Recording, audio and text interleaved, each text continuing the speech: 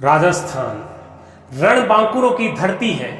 एक से बढ़कर एक साहसी और तेजस्वी योद्धाओं ने इस धरती पर जन्म लिया है।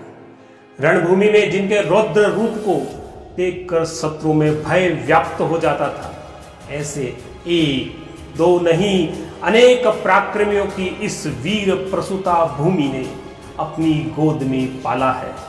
तभी तो इस भूमि के लिए कहा जाता है, केसर न निपजे अठे न नीरा निपजंत, सिरे कट्या खग सामणा इर धरती उपजन। इस धरती पर केसर पैदा नहीं होता, न इस धरती पे हीरा उत्पन्न होता है।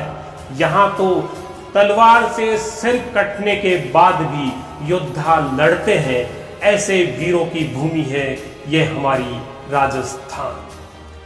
आज हम बात करते हैं हिंदुआ सूरज, मेवाड़ रतन, वीर शिरोमणि महाराणा प्रताप, जिन्होंने मुगलों की बड़ी फौज के सामने कभी घुटने नहीं टेके, जिन्होंने कष्ट सहन किया, वन वन भटकना स्वीकार किया, जो इस मातृभूमि के लिए, इस जन्मभूमि के लिए अपना जीवन बलिदान करने के लिए सदैव तत्पर रहे।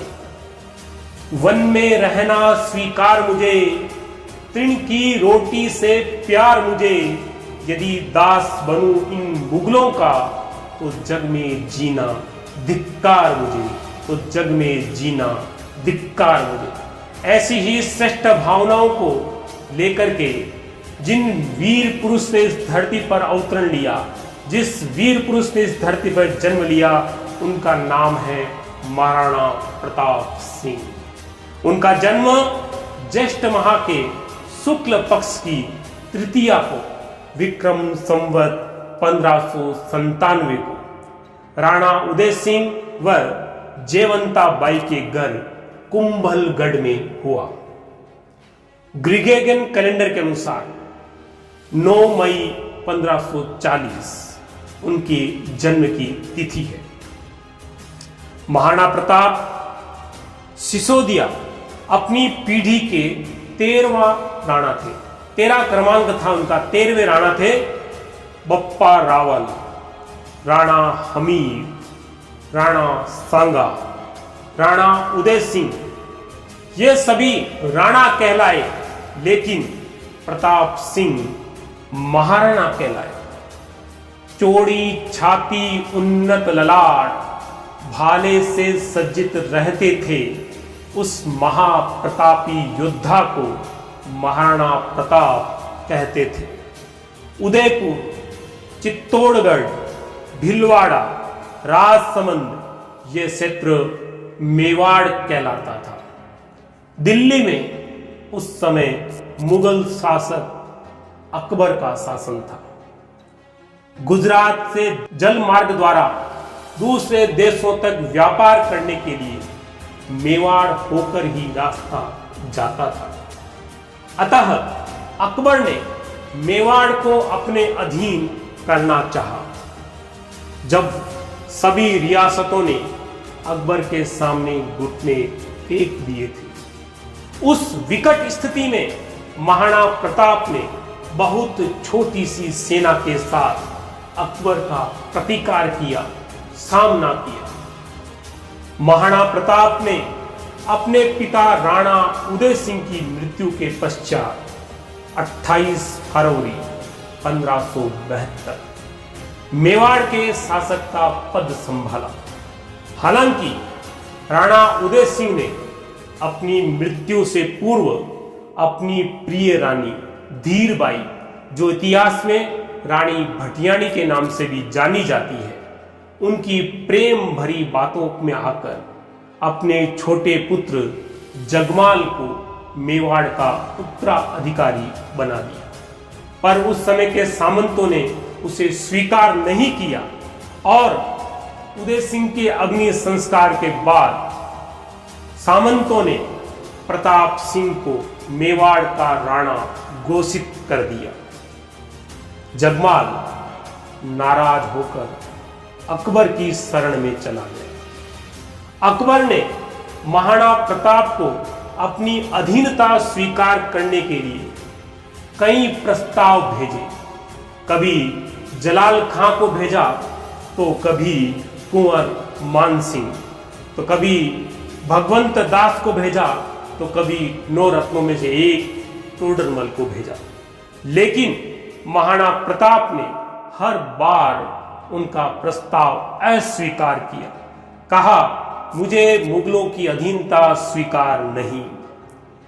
एक प्रस्ताव तो ऐसा भी भेजा गया अकबर के द्वारा कि यदि महाराणा प्रताप मेरी अधीनता स्वीकार कर लेता है तो मैं बदले में अपना आधा राज्य महाराणा प्रताप को दे दूंगा।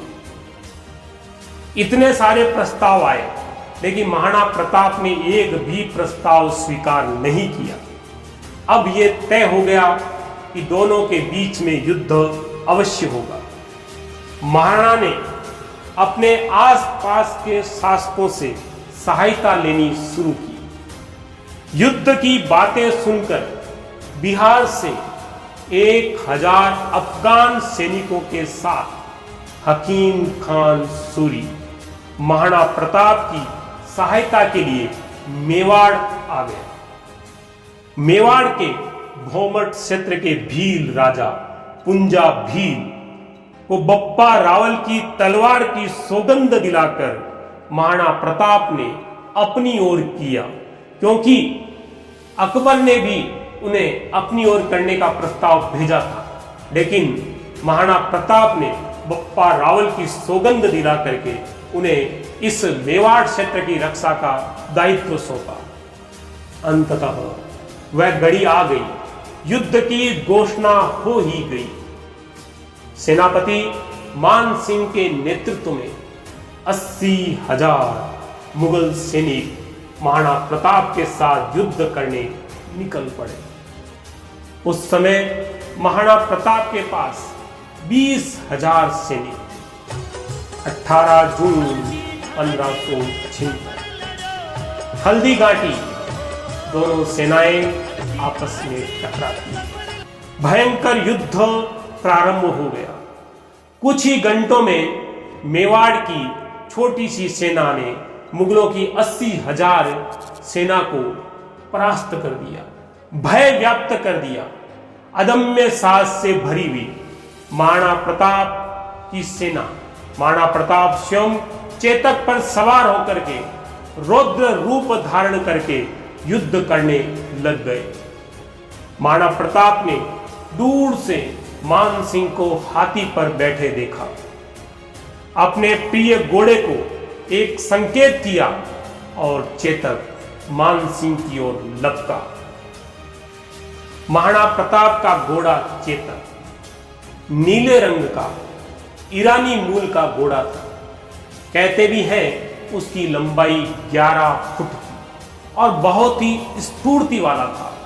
उसके बारे में कहा भी गया है, गिरता न कभी चेतक तन पर राणा प्रताप का कोड़ा था, वह दौड़ रहा अरिमस्तक पर, वह आसमान का घोड़ा था यहीं रहा अब यहां नहीं, वह वहीं रहा था यहां नहीं, थी जगह न कोई जहां नहीं, किस अरिमस्तक पर कहां नहीं।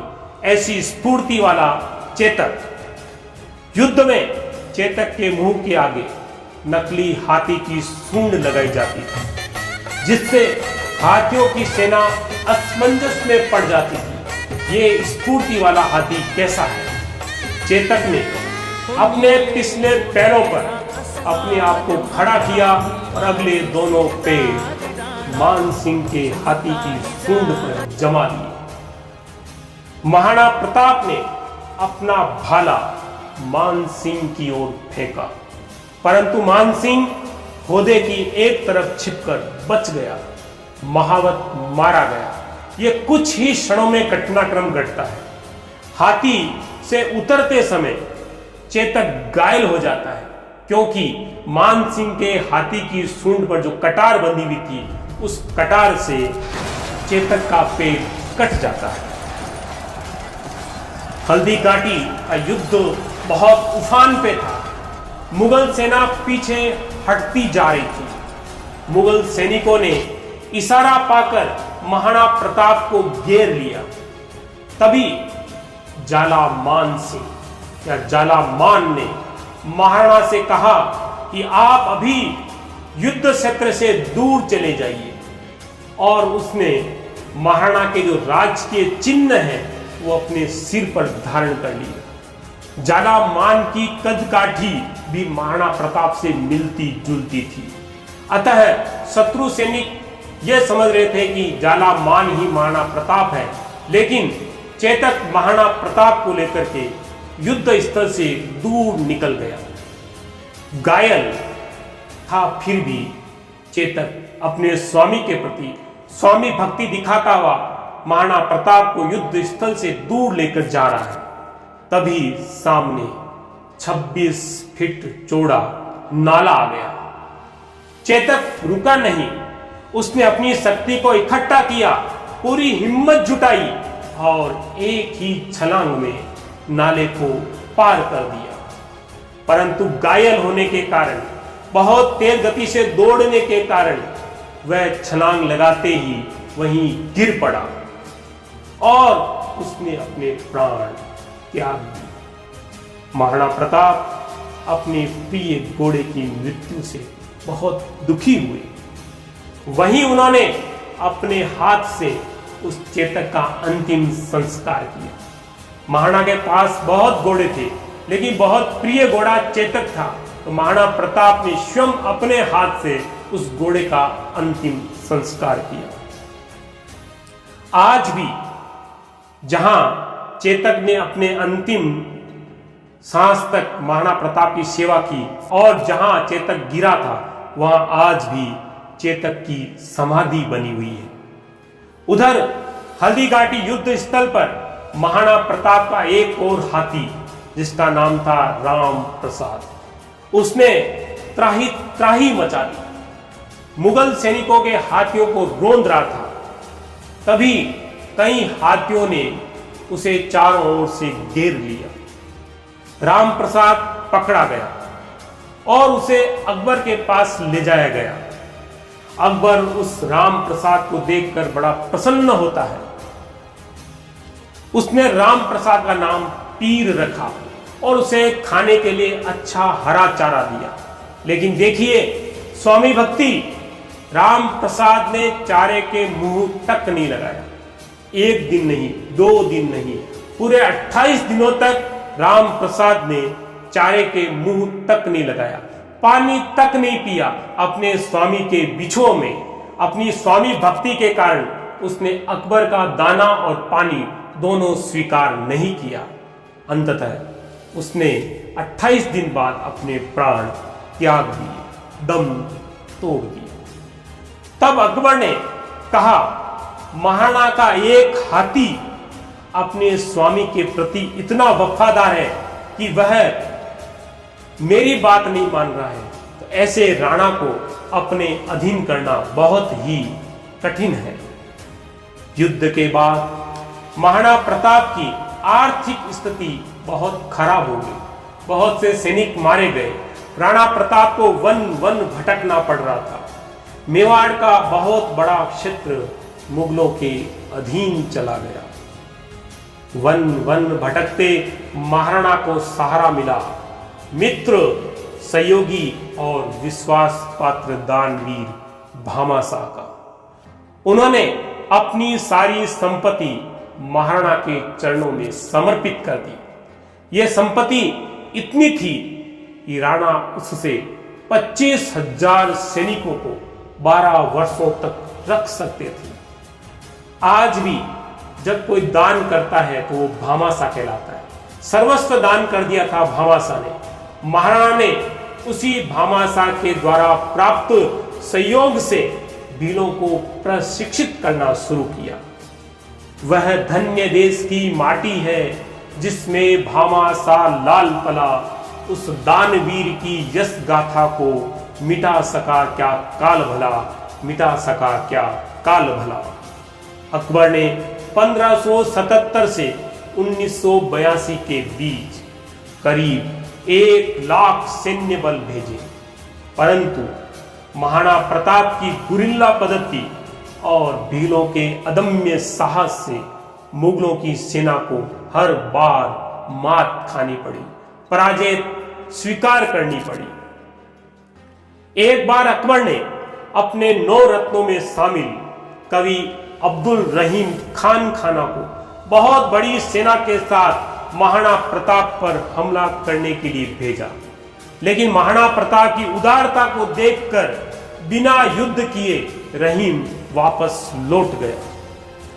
अब महाराणा प्रताप को सामरिक दृष्टि से महत्वपूर्ण दिवेर के किले को जीतने का विचार आता है, क्योंकि सामरिक दृष्टि से दिवेर बहुत महत्वपूर्ण था।